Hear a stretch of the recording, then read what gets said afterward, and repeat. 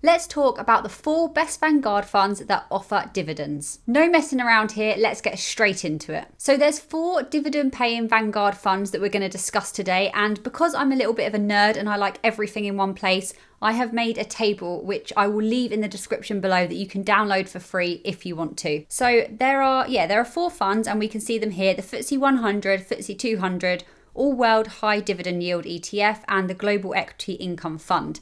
So we're going to start right at the top. We're going to start with the FTSE 100 ETF, which has the ticker symbol VUKE. So the FTSE 100 ETF is basically an index of 100 of the largest UK headquartered companies. And we're just going to move along this list, this table here, and we'll have a look at each separate fund in detail as we get to it. So the first thing to say is that the fee for this fund, so the ongoing charge that Vanguard will charge you as an investor, sits at 0.09%. And you can see that that is the lowest of all the funds that we're going to speak about today, and that is a very, very low fee indeed. Vanguard is known for their low fees, so this comes as no surprise. So the next thing to say is that this is an ETF. We've got 3 ETFs and 1 index fund to talk about today, and this is one of the ETFs.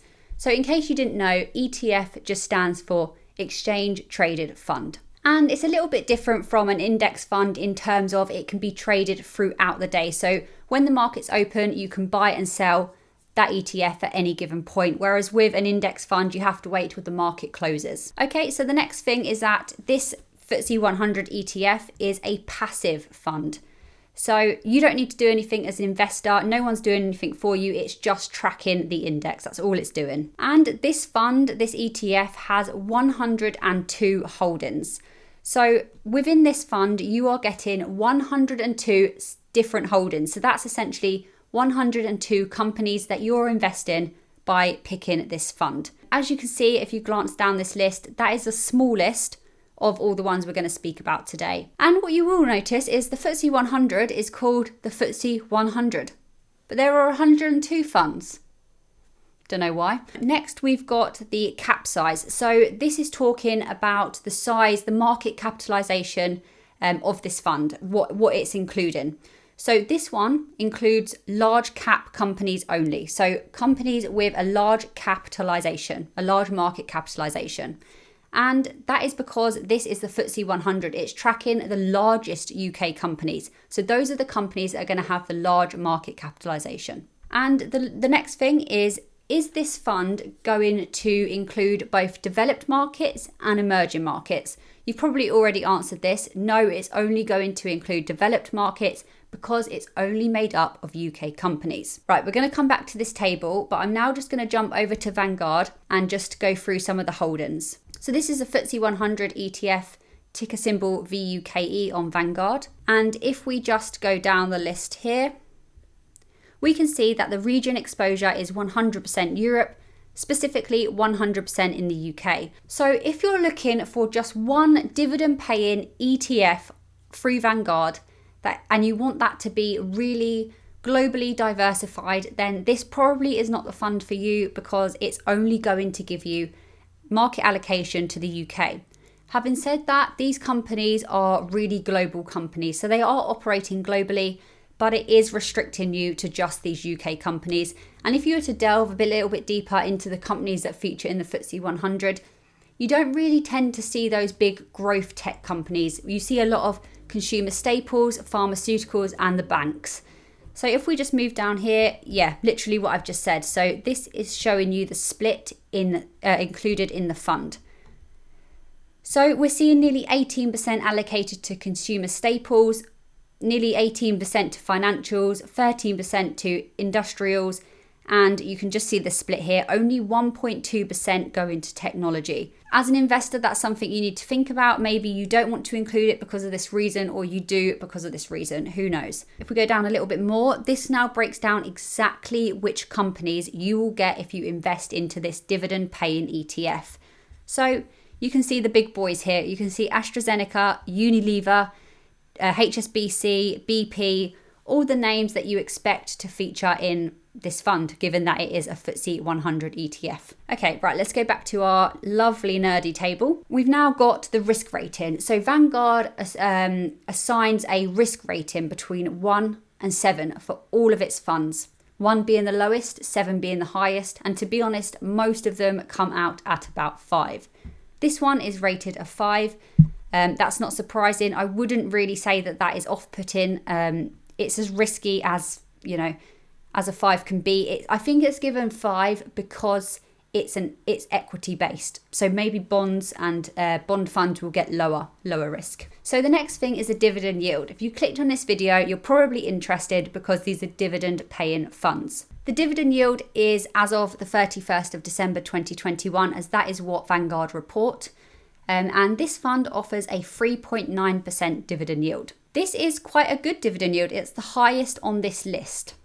Next, the dividend frequency. So if you invest into this fund, you will get paid 4 times a year. So it's a quarterly dividend payer. The average return over the past 5 years is something that I calculated using the Vanguard website, and I calculate it to be about 5.37% over the last 5 years. The FTSE 100 hasn't really been a big grower in the last 5 years, to be honest, or the last, however long. Perhaps we will start seeing it pick up a little bit more now, who knows. And the last thing to say is, if you invest into this fund, when are they going to pay you those nice dividends?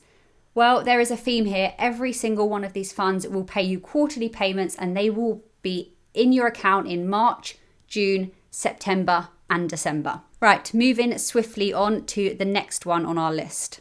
The next one that we have is the FTSE 200 ETF, ticker symbol VMID.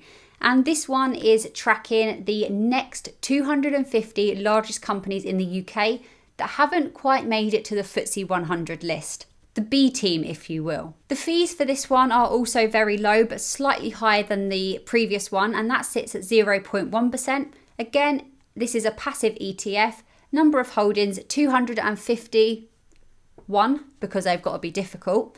And the cap size included are those mid-cap companies. So as I said, the FTSE 100 is the large companies. The FTSE 200 is those smaller cap companies.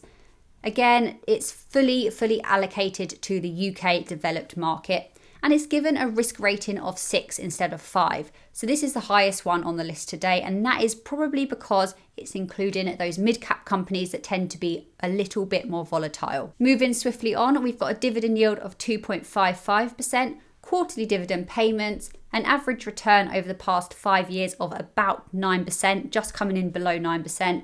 And as I've said again, the payable months sit exactly the same as the FTSE 100. So we'll just quickly take a look at the holdings. The holdings are a little bit different by sector compared to the FTSE 100, with the largest weighting being in financials. And you can just see that here. It's got more real estate than the FTSE 100 had, and more technology, more of the technology sector than the FTSE 100 had as well. But it is quite heavily weighted towards the financial sector. And if we scroll down here, we can start to see all of the different companies that this fund invests into. So you won't be seeing the big companies like Unilever and BP, but you can still see some of these companies that you will recognize. You can still see Howden, Tritex Big Box, which is a REIT.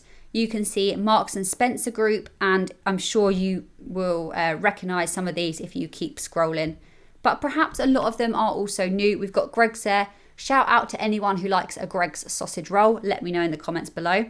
And yeah, you can see that it's a little bit different to the FTSE 100, but there are definitely some positives to hold in this fund. Next on our list, we have the FTSE All World High Dividend Yield ETF. Now, we'll get to this bit in a minute, but it perhaps is not the highest dividend yield. And this index comprises of stocks that typically give a higher average dividend yield.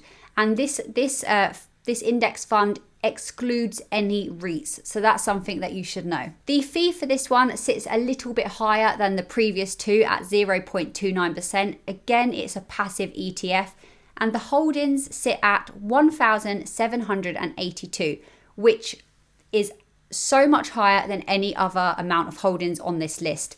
You get way more if you invest into this fund as opposed to any others that we speak about today. And that could be really good from a diversification sort of point of view. You are diversifying your investment across many, many holdings, much more than the 102 that we saw in the FTSE 100. The cap size, you are getting mid-sized companies and you're getting those large cap companies as well. And something that's a little bit different about this fund compared to the last two is you are investing in both developed and emerging markets, which again ticks a box if you want just one really highly diversified fund. The risk sits at 5, so no different to the first one that we spoke about. And the dividend yield as of the 31st of December 2021 comes in at 3.14%. So it's the second highest on the list today. Quarterly dividends and an average return of 9.27%. So that's the highest average return that we have on our list, looking at just 5 years. And no change here, the payable months are exactly the same. Again, we'll just have a look on the Vanguard website at this one, and we can just see here that we are getting a region exposure including North America, Europe, the Pacific, emerging markets, and a little bit in the Middle East as well. So you are diversifying globally with this fund. Scroll down here and we can see exactly which markets we're allocating to. So you're getting mainly the US, 40.8%, but you are also getting a lot of other countries as well. This fund is weighted 25.3% to the financial sector, 11.5% to consumer staples, and you can see here that we've got nearly 10% to technology, 7.6% to the energy sector. And if we just scroll down to the bottom here, you can straight away see that you are getting some of those big names. You're getting Home Depot, you're getting Nestle, Pfizer, Bank of America, Samsung, JP Morgan. It's a really global fund by the looks of it. You're getting lots and lots of holdings, but it's just whether this fund really does it for you as an investor. And like we've said, this fund does have a slightly higher fee than the other two that we've spoken about. Right, we're on to our last one now, and that is the Global Equity Income Fund. And this is specifically the income fund. They also have an accumulation of this fund as well. So the first thing to say is that this one is a little bit different to the others that we've spoken about, and I'll tell you why in just a minute. So we're just going to look on the Vanguard website here just to summarize what exactly you're getting with this fund. So the fund seeks to provide an annual level of income greater than that of the FTSE Developed Index, together with an increase in the value of investments over the long term. This fund is an active fund, which we'll speak about in a minute, investing primarily in shares of companies which tend to pay out a larger amount of money as income than an equivalent investment in the index would pay out. Okay, so the first thing to say is that the fees on this one are much higher than any we've spoken about. So you are paying 0.48% as an ongoing charge.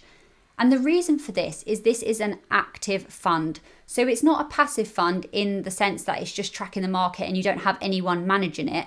This is a fund that's actually managed by a fund manager. And essentially you are paying some money towards that. You are paying someone to manage this fund. And Vanguard actually, they didn't really typically do active funds, I don't think, but they seem to be doing them now. Correct me if I'm wrong. But this is a bit of a weird one because it's an index fund, but an active index fund. So it's sort of combining the fact that index funds are typically passive and that element of being passive with the fact that it's active and it's managed. So it's a little bit of a mix up, this one. It's got 129 holdings, so it's not too large, but not too small. It includes both mid and large cap companies. You're getting exposure to developed and emerging markets, risk of 5%, dividend yield of 2.86%, quarterly payments paid out in the same month as the other funds, and the average return of the past 5 years is 8.19%. So we'll just go back onto Vanguard and we'll just have a look at exactly what you're getting. So with this fund, you are getting over half of the allocation to North America, 33% to Europe, 11.8% to the Pacific, and 2.5% to the emerging markets. And again, it's heavily weighted towards the US, but you are seeing the UK, France, Japan, Canada, Switzerland, and so on feature in this fund as well.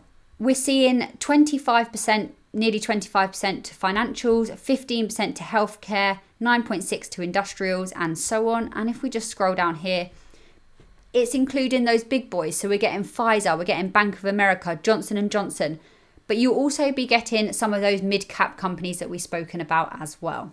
This table that I've been showing you today is completely free to download, and I'll leave it in the description below if you're interested. And also, if you want to make yourself a dividend portfolio to get paid over 24 times a year, then check out this video here.